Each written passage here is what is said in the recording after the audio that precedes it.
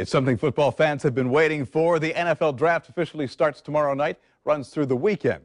And now the speculation is all about what this draft could do for the Jaguars. A man who's on the inside, Jason Babin, a defensive lineman for the Jaguars, back here on the morning show. Good to see you. Good to see you. Thanks for having me. Now, you're sitting in the war room. This could go in a million different directions, but I think there are two key questions. Do you go with Johnny Football? And I know that David Caldwell and Gus have said, you know, we're behind Henny. Or do you go with a guy like Sammy Watkins because you're a team without a true wide receiver? Your thoughts? Well, the day of the draft, you never know what's going to happen. You know, whether they trade down, trade up, who they take. You know, there's a lot of things going on. Now, the Jags have the number 3 draft pick. They have 11 picks overall, and David Caldwell's made no secret about the fact that he would like more. So there is this conundrum. If you do have a guy who is potentially tradable, like a Sammy Watkins, do you go for it in round 3? Or do you go ahead and make a move that gives you more draft picks? Well, that's one of those decisions you got to make at the moment of truth. When you have Sammy Watkins, like, oh, we could use him.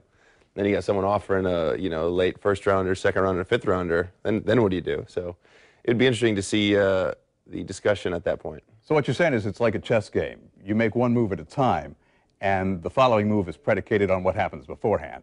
Yeah, because you never know what happens in the second pick. Someone else could trade up, to get that second pick from somebody else. Someone could make you an offer, and when it's your pick, then you're on the clock, and you got to make a decision under pressure. All right, we've got a list of some of the 5 top draft picks whose names have been bandied about, some of whom have made visits to the Jaguars. You've got Jadeveon Clowney, who is a defensive end out of South Carolina. What do you think of him? There's definitely some big upswing, with a lot of the draft picks, and there's obviously some issues that bring up. I'm slightly partial to Khalil Mack because I think he tied some NCAA records. Offensive linebacker out of Buffalo. Yeah, and everyone always says, oh, I don't want to see another lineman taken at our third pick. They want to see something a little more sexy from the fan perspective. We talked about Sammy Watkins, who of course is a wide receiver out of Clemson. Then there's Jake Matthews, whose name has been bandied about. He's an offensive tackle out of Texas A&M. Yeah, that's what I was saying. Is sometimes a pick like that might make sense for a franchise, but then your fans are like, an offensive lineman, 2 years in a row. We want something, it's cool, like a quarterback or a running back or a wide receiver. What's your gut tell you about the quarterback situation? Do they stay with Henny, see what he does, and bring in somebody like the kid from UCF, who's got a good reputation as a potential backup? Well, I think everyone is firmly confident in Chad's ability at the quarterback and his leadership and what he brings to this team.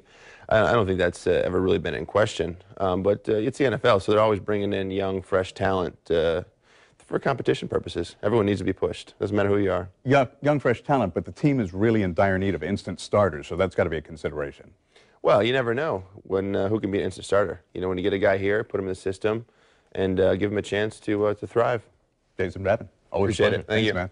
Thank you. And don't forget, you can keep up with the latest Jaguar headlines on news4jax.com. We have all the preseason coverage you need. Just click the sports tab on the homepage.